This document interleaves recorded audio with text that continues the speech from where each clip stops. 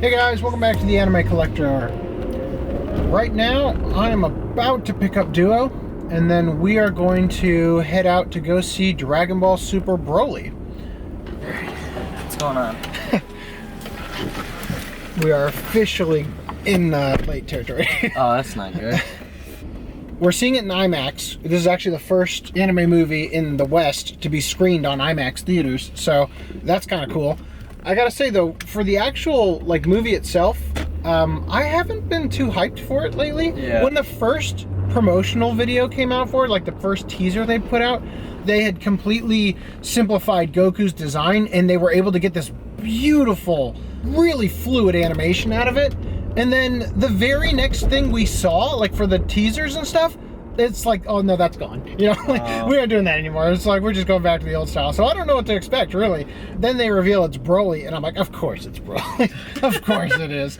Dragon Ball Super's been nothing but a cash grab this whole time, so of course it's Broly. Yeah. And the thing about Broly is that I don't understand the fan love of Broly. I don't think he's a great villain, He's like the Ubermensch. They just fight this guy who's all powerful and cannot be hurt, and it's just his backstory is kind of dumb. So speaking from my experience, the reason why I like Broly is because he's so dumb. Yeah, everything I get about him there's is dumb. an ironic aspect to it. Yeah, but I mean, literally the last time I saw Broly, he was like a giant swamp thing sludge monster. Yeah. I'm interested to see how they pull it off. Unfortunately, because we're watching the dub, we're already behind on this because... Okay, I'm glad you brought that up because that's actually something else that is kind of irritating, is that this is a canon movie, right?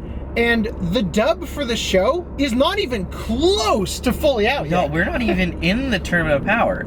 They're just about to get there, at least for me, but it's just like, dude, could you guys not have dubbed this faster or done something? Funimation's release schedule for it, I think, is tied to Toonami. So I think that the reason why it's being released the way it is because they have a contract for it to be broadcast on TV on Toonami, and they have to follow Toonami's syndicated way of releasing the episodes. Oh. So the DVD and Blu-ray seasons are kind of held back by the contract with Toonami, because if the Blu-rays are coming out faster than they're coming out on Toonami, then there will be less people tuning in on Toonami, right? So there's kind of a contract there that there's a little give and take. So I get it. The thing is though that with Dragon Ball Z, it's when I was growing up, I mean, I'm talking back, this is the advent of the internet, and I'm downloading clips that I have to tie up my parents' phone line for that take literally a day and a half to download this 144p clip from one of the movies, No. And it's terribly low quality. But I was spoiling everything in the series because it took forever to come out over here. I was spoiling everything, and I still thoroughly enjoyed every moment of that show. So maybe it'll be okay. Yeah, I grew up with Dragon Ball Z Kai. Yeah, the funny thing is, when my friend was showing me the first time, I'm just like, dude, I'm not watching Dragon Ball Z because I'd seen GT. That was my only experience of the series, and I'm like, I don't want to watch that garbage. This will get me even more dated. I watched GT in Spanish on Saturday mornings. I used to wake up at 5 a.m. because it was on TV in Spanish. So I watched GT in Spanish without subs long before Z had even finished on syndication on Toonami and whatnot. So you get to the part where the Frieza saga is happening and they're fighting the Ginyu Force, and for some reason in Kai's run, they're just like, yeah, we're gonna release one episode a month for a bit. And it's they literally got to the fight with Goldo and then just stopped. That's funny because that exact thing happened on Toonami with Dragon Ball Z 2, where they would do this thing where, this was so frustrating, they would start from the Raditz stuff in season 1, and they would get all the way into the Namek stuff, and then you would get to an episode, and then it would start over back at Raditz, and then you would sit there and it'd go all the way, and if you were lucky, there was a new episode. Yeah, it just bothered me so much that I actually found the DVDs. They released them, and I had them on Amazon. I bought the DVDs just so I could finish the show. I bought the VHS tapes, okay? Let's date myself even further. It's funny how we had the same fucking experience, even though we literally watched it in different generations, but they still repeated the same structure. They did the same thing. They would go back to the beginning of the show, they go through the whole thing, and then you get one episode and they do it again. If I was gonna rewatch the show, I probably wouldn't watch Z again just because it's so long. Also, the opening for Dragon Ball Kai is just so much better as far as I'm concerned. Don't stop, we're What was the opening you know from Z? The one I knew was just Cheelai head Cheelai. Okay, so when I was growing up, they used Rock the Dragon. Oh no, I like that one even less. Say what you will about it, but that got kids pumped for that show. Though they definitely do like to use Cheelai head Cheelai a lot, even in Super. Oh, I'll notice it. Did you ever watch Lucky Star?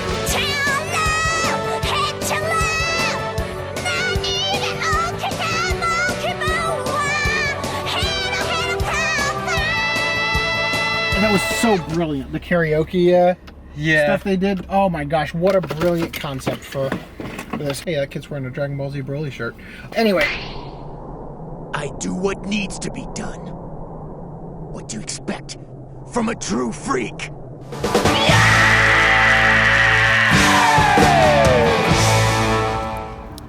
Wow. We're gonna have a lot to say about this. Yeah, to an extent at least.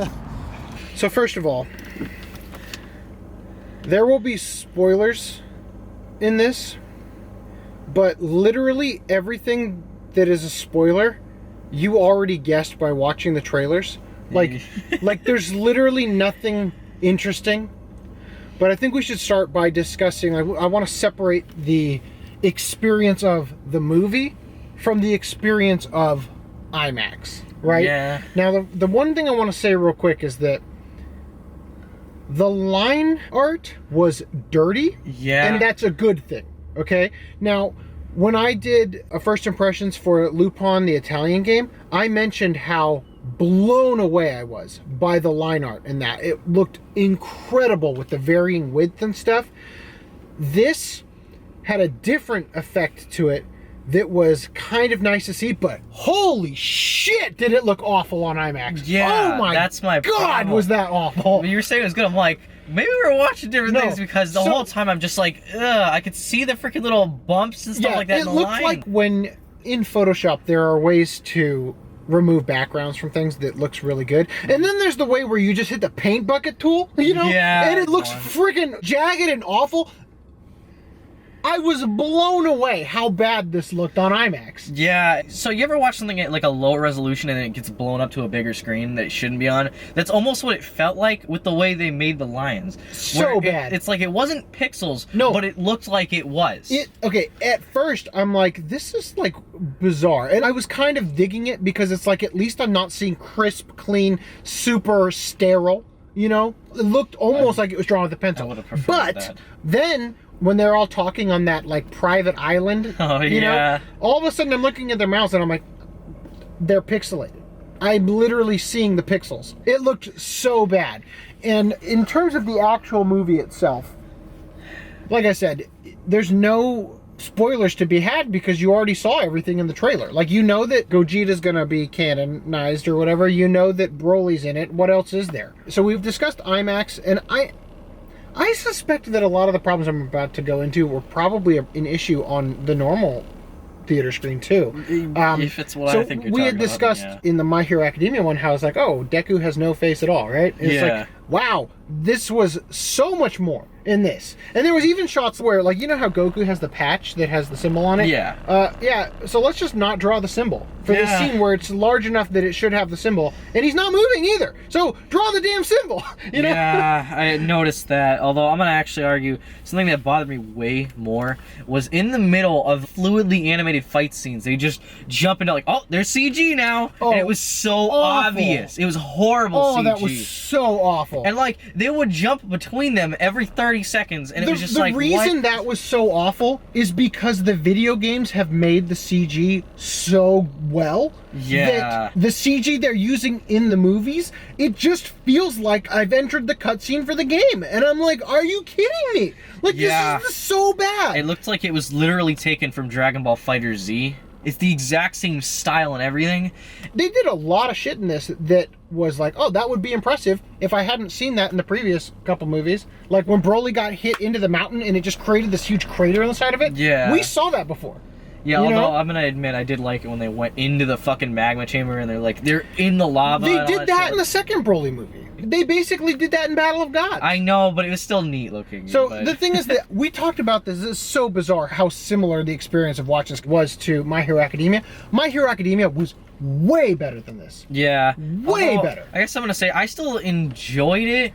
It was just kind of like, it felt like the other movies for Dragon Ball Z where I'm like, okay, I had fun, but there was a lot of problems with that movie. This movie was one of the worst Dragon Ball movies ever because it was just, again, like I said, it was a cash grab. They were riding out. Not as bad as the other Broly movies, personally, but well, like I said at the beginning, I don't think Broly is as good as everybody hypes him up to be. You know, and to your point, no, I think the original Broly movie is way better than this. Really? You know? Way better in terms of, like, one of the things that was really cool about the first Broly movie is that Broly is fucking enormous, which I will give them credit here. Something they did that was interesting is that Broly progressively gets bigger during the fight. Like, he is growing.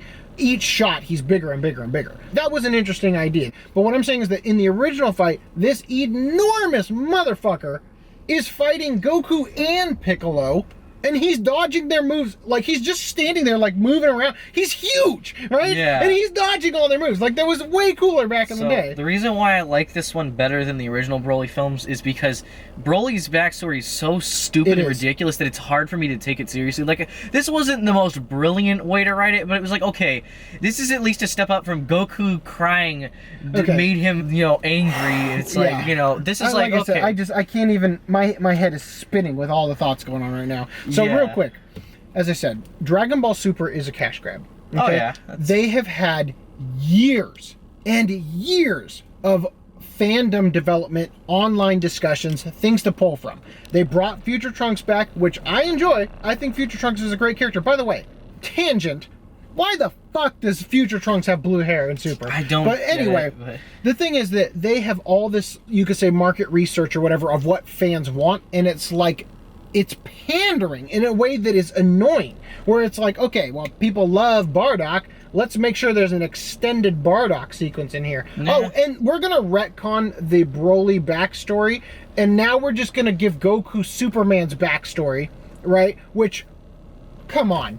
You know, like, it was so forced and so stupid. Oh, and here's Bardock's wife, Goku's mom, who has only, I think, been in one of the offshoot manga, but now it's canon. You know, and it's just like, it's at the point now where I don't want you to give me everything I want. You know, I want you to keep making new shit that lets me fantasize about things I might want. You know what I mean? That's where we're at, that critical mass in the series where they're not really trying anymore. And that's what's really frustrating about it for me, you know?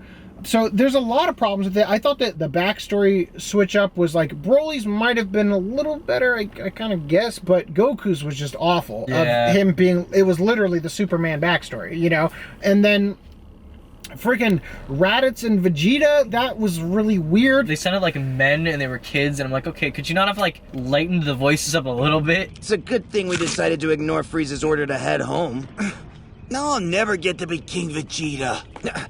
Vegeta, you have a brother, don't you? So Vegeta has a brother named Tarble, but I'm pretty sure he's only ever shown up in one OVA that I don't think has even come out in the US. I know! Vegeta, don't you have a nice younger brother somewhere? Can you ask him? Oh, he lives in some faraway planet. I don't even know in what part of the galaxy. So I mean, again, I am really behind on Super. I know we're both behind because we're watching it dubbed, yeah? I'm only vaguely aware. I've seen his brother in a couple things, but I don't know where he comes from. I'm in the Black Goku arc right now, so I'm really behind. Okay, so I'm going to say, I guess, to your point you were talking about earlier, how they just kind of keep handing the fan service back. It seems to me, at least, like after Goku Black, that's when they start to kind of change stuff, because the Tournament of Power arc that I'm in, things have definitely changed quite a bit. There's a lot more going on, and I'm actually going to say I don't mind them being fan servicey for a couple reasons. First, for the initial arcs, they needed to do that because the series had been dead for so long. Right, but, and to clarify, that's actually, I think, why they released Battle of Gods and Fukatsu no F as Dragon Ball Z movies, you know? Yeah, but the thing I like about it is that they've been slowly taking the bandage off, I guess, as time's gone on, at least if the Tournament of Power is to be believed so far. Because, okay, well, getting back into this is difficult, but now that we're out, I don't need future Trunks to come back and just be like, wow, isn't it cool? Like, I can accept these other universes and these Destroyer Gods and all this other stuff that's gone completely out of it. So, the thing about Battle of Gods and Resurrection F is that the stuff I enjoyed about that was the slice of life and comedy aspects of it. It's like you enjoyed Battle of Gods because you're sort of being reintroduced to the characters, and that's great. They definitely needed a comeback in some way because it had been so long, but the actual story of Battle of Gods I didn't like at all. I don't like the Destroyer Gods. They have taken power scaling.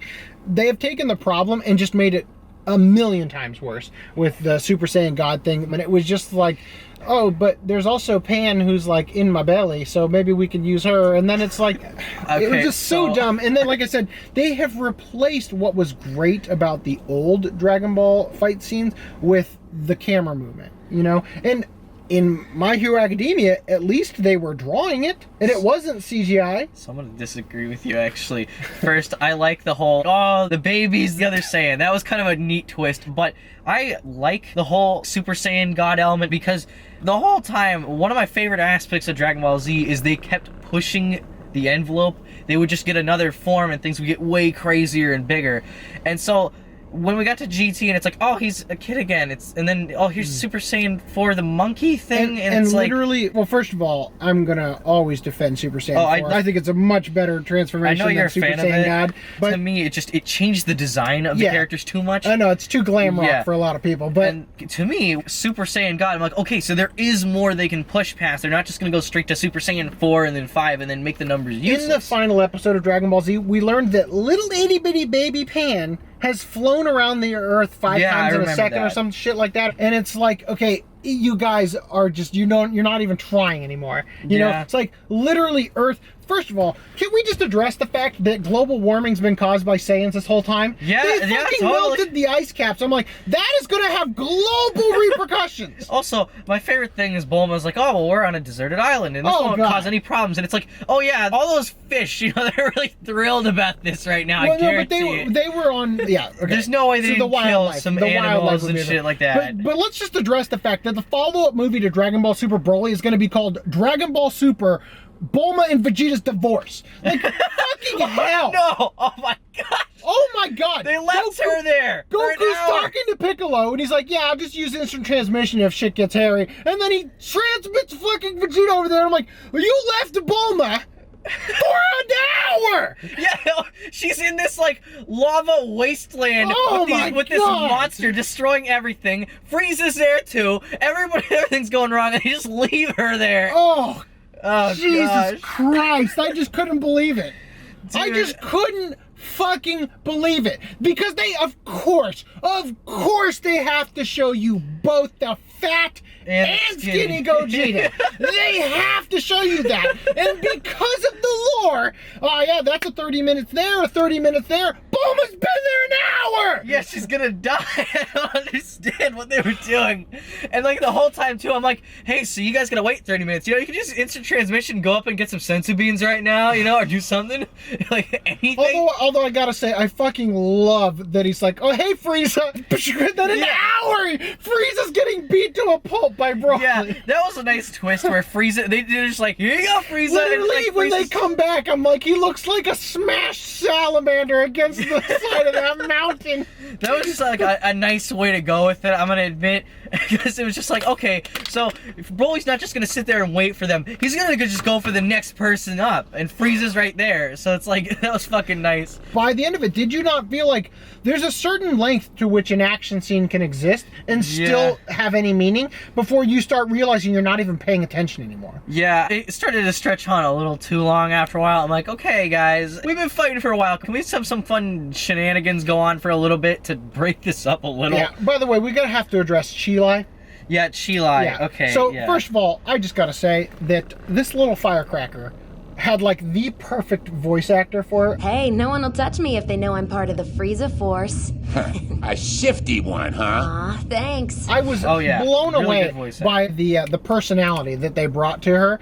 For a movie, there's so much to say. So real quick, tonally, they did things in this movie that they've never done before, in terms of, like, there was weight to some of the scenes, right? Yeah, this is one of the very few times where you get to see Goku, like, actually scream in pain for real. And the pacing, well, I'll disagree there, because there are a lot of movies where... Well, like, it happens, but it never feels quite as, like, as that one did. It felt like they were playing a game the whole time, though, you know, when they were actually fighting Broly, which is the thing, is that they are canonizing making Broly a good guy, which is, again... Of course you are. Of course you are. He's gonna stick around, you know? Yeah, we have to put this in our back pocket. If ratings ever start to tank in the next season, we gotta bring Broly back, now that he's canon. You know, that's... God, it just felt like that's what they were doing, right? So anyway... Oh, God, there's so much to talk about. So, Cheelai.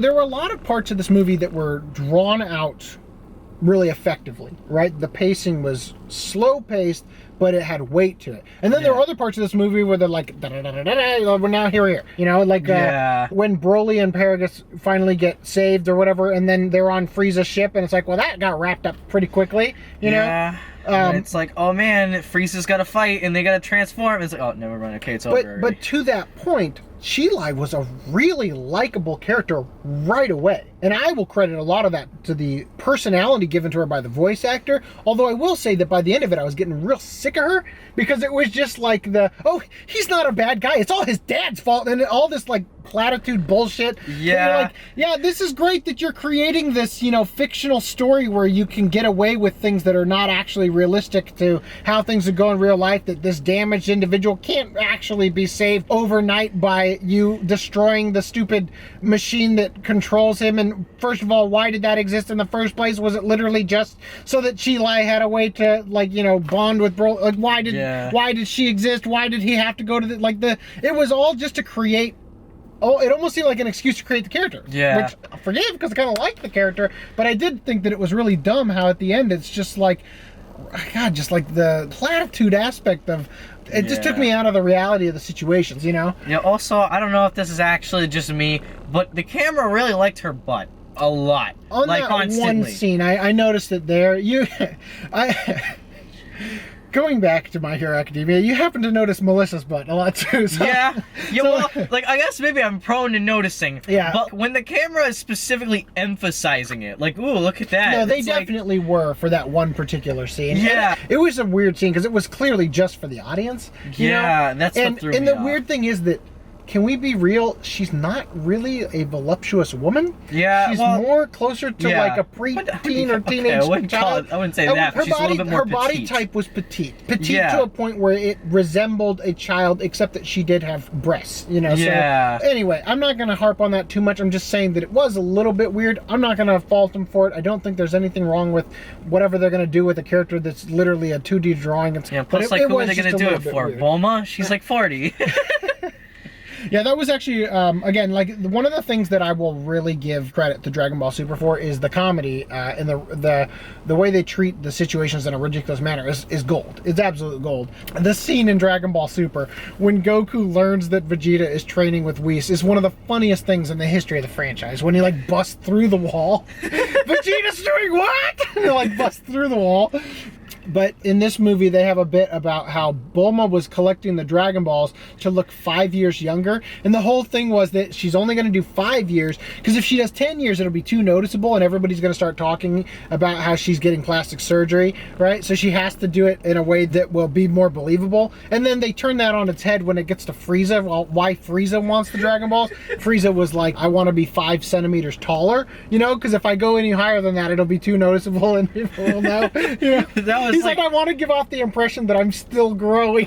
That felt like a parody to me, and that's why I thought it was hilarious. And I literally turned to Duo, and I'm like, you know, he does have a form where he's way taller. And then they brought that up, right? Yeah! It's like, okay, there you go. At least they addressed it. Yeah, I liked the comedy aspects of this film, although I think we're going to disagree on this. I thought most of the fight scenes were at least fun to watch, especially once Gogeta showed up, and they were just doing this crazy stuff that was beyond anything they ever did. I just felt like we had seen it all before, you know, and they didn't really bring anything new new to it, and it was literally, they were just banking off the boners the audience is going to have over the fact it's Broly and Gogeta. Well, that's why I liked it partially. I'm not gonna deny it, but it was kind of neat seeing some of the stuff they did, because at least I had noticed things like, oh, here's just a giant space laser, or we're gonna shoot like 1 billion beams all at once that'll like do this weird dome thing. But like I said, it's like in Transformers, where it's like there's these just ridiculous CGI fight scenes, and it's like, but at least those end. This just kept going and going, and that's why I'm saying in the series, particularly in Dragon Ball Z, they stop and they have like an inner monologue, like, how am I gonna beat him, or he's too strong. Little lines that as a kid I always rolled my eyes at. I'm like, please, just for the love of God, can we stop for a second? That or they'll cut to a different character. Like, remember how we talked about in My Hero Academia, how like I gotta forgive I gotta take back everything I said about that, because the camera movements were like mild compared to how they were in this movie. They were totally mild.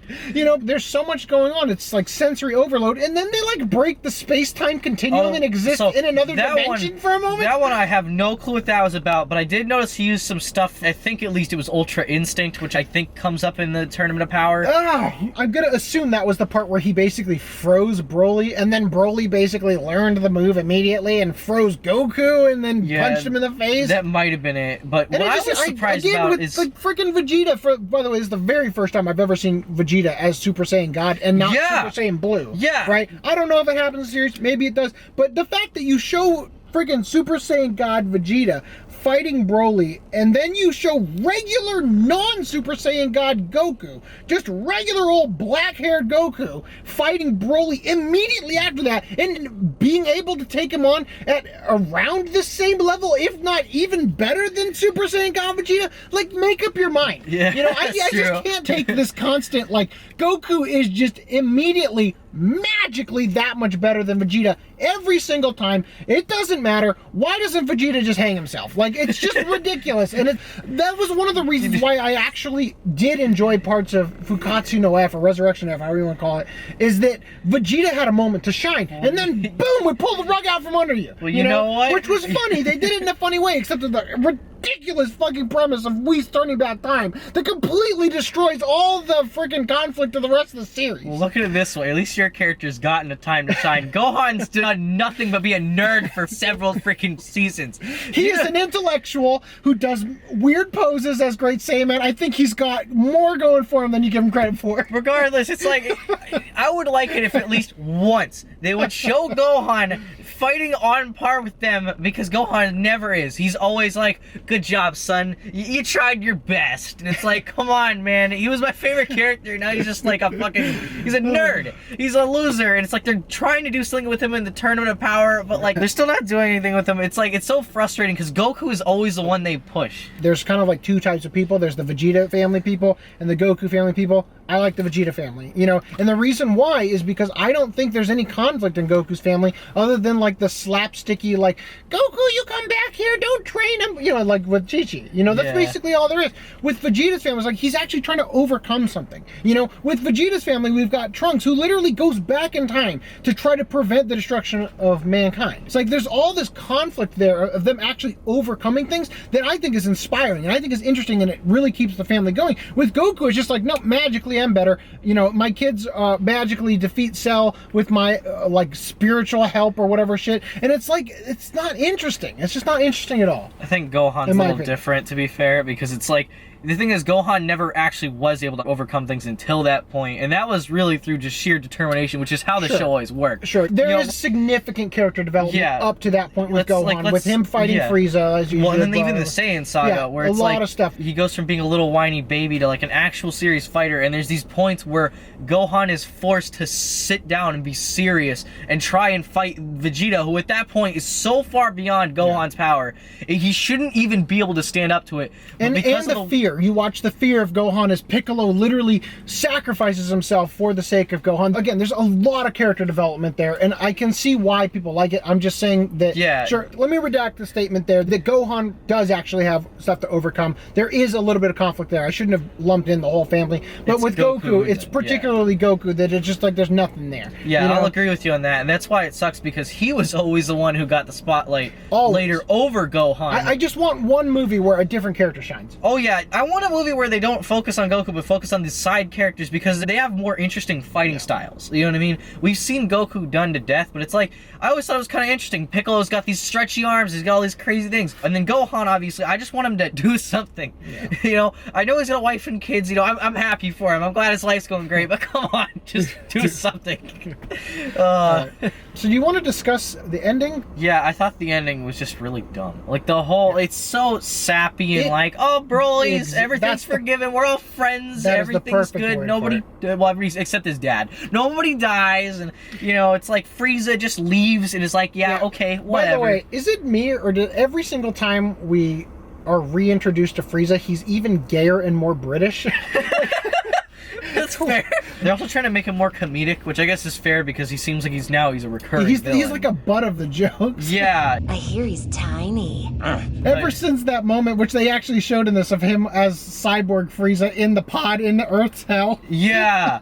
You know, but it's like the ending was just such a weird, like, sour note to end on, because the whole movie up to this point was like decently serious in how they were portraying the fight scenes and stuff, and they're just like, and everything turned out all right. I don't know what they could have done, to be fair, because they made Broly so powerful that it was like, you wrote yourself into a corner, and the only way out is just to act like, the way out is to kill Broly. Yeah, they should have just done that, and then if they really wanted to bring him back, they should have just used the Dragon Balls and brought him back to life. It's the easy solution, and then you could say, oh, well, Broly was beaten, and maybe now he'll calm down, or something. It would have been so fucking funny if during the part where they're fighting, and the fight scenes again are just absolutely ridiculous. Shenron gets summoned, and then they accidentally kill Shenron. That would have been freaking great. There's all these like missed opportunities in Dragon Ball Super where it's like the one before the Black Goku arc. What's the guy's name? Champa? No, the guy with the nipples. You know what I'm talking about? Is it the guy who's like the most powerful guy? Yeah, but he's actually just a delivery guy. Yeah, I don't remember his name. The rules of the tournament was that you can't kill your opponent, right? Yeah. And I thought that the way that would have been so fucking hilarious for them to end that arc would have been if Goku fights the guy named Hit. Hit basically defeats Goku, or Goku like steps down because he wants to see the other guy fight. And that would have just been so fucking funny if Goku had hyped up that this other guy is even better than Goku, and Hit immediately kills him and loses the tournament. Yeah, that would have been the funniest thing I've ever seen. That's what I was thinking was going to happen. The dark humor potential in Dragon Ball is so high, and they just don't capitalize on it. Now, to be fair, the way that they make the guy with the nipples like into a mascot, granted, that's pretty funny, but I just think that it would have been so funny for them to have won the tournament by him killing him instead of the stupid thing where he gets one hit and he's like, oh, I'm gonna pretend to be hurt. I lost. Also, I'm gonna just say, like, there's a part where Broly, after just destroying Frieza and making him into a squash salamander, he just decides to start fighting Whis, but only for like 2 seconds, and it's like, okay, so how would that have turned out? Is Whis more powerful than Broly right now, or no? Because you've kind of proven that this guy might be more powerful than Beerus, so Whis is more powerful than Beerus. He said that. Goku mentioned that. But Whis didn't seem out of breath or anything. Like, they just started fighting, to be fair. But it's like, I just would have been curious to see, like, if Whis had, like, not beat him, but, like, you know, made him actually have to exert some kind of effort. It would have been, like, I seriously cannot forgive that they left Bulma there. I just can't. Yeah. I can't get past it. I cannot get past it. I was just angry because it's like, dude, come on, it's your wife. You're gonna leave her here. Not even a thought from Vegeta. And then it's like, isn't there a part where Goku's like, he's gonna kill Bulma and Bulma? And he's like, hello? Are you gonna go back for her or not? Yeah, all Goku would have to do is instant transmission, grab her, instant transmission back. Easy. Just the easiest thing, and then Bulma would have been alright. I mean, you could argue that Bulma was alright because Whis was there, but come on, like... Yeah, we should not be the only protector of Bulma here. I'm not gonna leave my wife in a burning building because somebody else is there that could probably save her if things got bad. No, you know? Yeah. Hurry and go! Now hold on a sec. Having a name would definitely make us sound much cooler. Oh my gosh, that was just hilarious, and not in a funny way, but just in a like, what are you doing kind of way. It just completely took me out of the story. And then they just kept making it worse. It's like, okay, well look, you're talking to Piccolo for like 2 seconds, that's fine, just go back. It's like, no, oh, and then you get the fat Gogeta, 30 minutes, you know, like, no, and then another 30 minutes. I couldn't believe it. Oh my God. Gosh, that was just... just unbelievable. Oh man, I guess so. Like, you know, overall, then, like, did you actually enjoy any of the film though? Like, did you actually have any fun with it? I liked Cheelai at the beginning. Wow, so you really didn't like it? Is it? Well, it's just that. Let me put this very particularly. I wasn't impressed. Okay. The movie was all right. You know, it was just all right. Although I will say, I'd love to see it again, not on the IMAX. Yeah. I would love to see that again on a really tiny TV, because I feel like I could enjoy that. Because god damn, Piccolo's face with just a mouth. Like, yeah. What are you doing? You know, like, that was so bad. Funimation shot themselves in the foot with this one. We got the first anime with an IMAX experience. It's like, this was the worst experience way to see it. Yeah. The worst. I don't get why but you my even God, like... I'm cringing inside right now with the stupid bit about the goddamn collar. Like, first of all, how is Broly not capable of removing that? Second of all, where the fuck did it go? Well, I think there's a bigger question. Where did it come from to begin with? They were trapped on a planet without this technology. Yeah, like, seriously. How does it have battery? They've been stuck here. There's so many problems, and like, and then she just destroys the remote. Then what even was that effect they did to show her pickpocketing him? Like, why did the camera go crazy weird? Yeah. Why? Oh my gosh. It was so bad, and it was all to bring this character. Now look, if they do something with that character, I think it could be a great addition to the show. But if that's a one-off character that they don't bring back, this is gonna be like, I just cannot forgive how bad that was. Yeah. But if I'm gonna talk about the overall movie, I thought it was like, it's okay. You know, like, I didn't hate it, I had fun with it, but it was just kind of like, I knew going in because of the topic that it was going to be stupid in some ways. So, I'll say this. The thing that I, growing up, loved about the actual Dragon Ball Z movies is that they were constantly finding ways to show off in new, inventive, exciting ways. So, Trunks is my favorite character. There's a sequence in one of the movies where you see Trunks power up, and you know how Trunks wears the jacket? Yeah. Like, he puts his arms to the side and he just powers up and his jacket gets obliterated. You know, it's a simple, itty-bitty, little tiny thing that when you're watching, you're like, holy shit, that was amazing! You know what I mean? And it's like, that's what the movies used to do, is they were finding ways to take the characters and make them do something really freaking cool, you know? And with this, I just felt like, what am I watching but a bunch of 3D models flying around, you know? It's like, nobody did anything particularly cool. And as I said in the beginning, it's like they had that new sort of art style. The character design was a little bit more loose, so they could do more interesting things with it.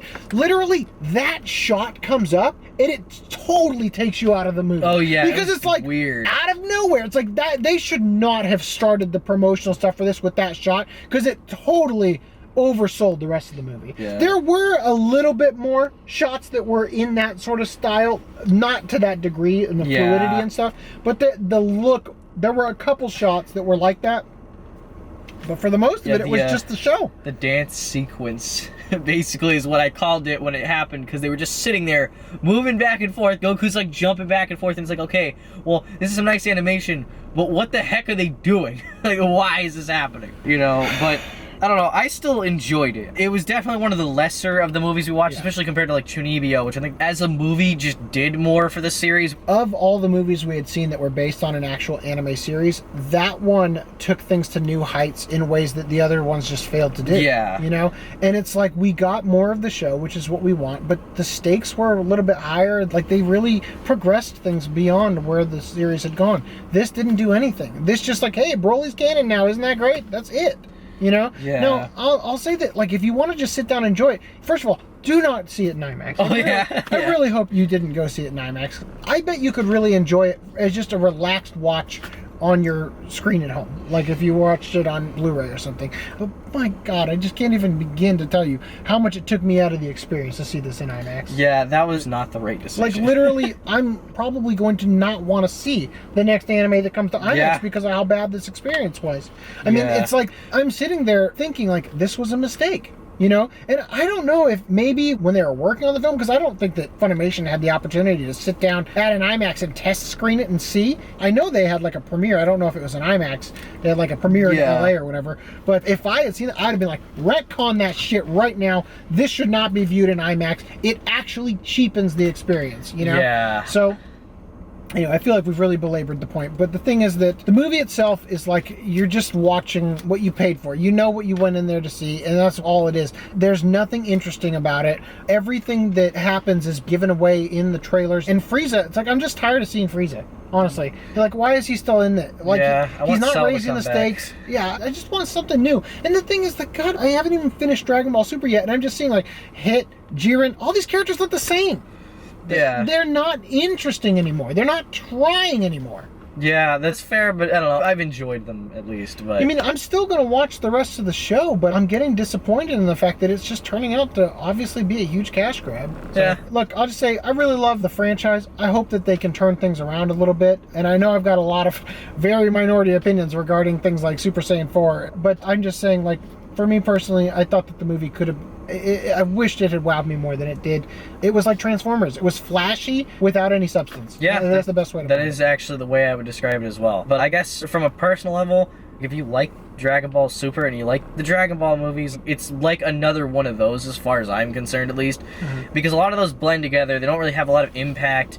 This one seems to be canon, so there's at least some use in watching it, but it's like, don't go in expecting like the fun stuff from Dragon Ball. It's basically just one prolonged fight scene. There were not a lot of characters from it. Yeah. Bulma, Whis, Beerus, Vegeta, Goku, and Piccolo. That's pretty much it, right? Yeah. Oh, and then Trunks and them show up for like a brief cameo thingy. Yeah, but like I'm gonna say, I had fun with it, but you're not gonna really remember anything from it. It's like the My Hero Academia movie, but on steroids in terms of that problem where it has no impact, really. Yeah. It just is what it is. And it's canon.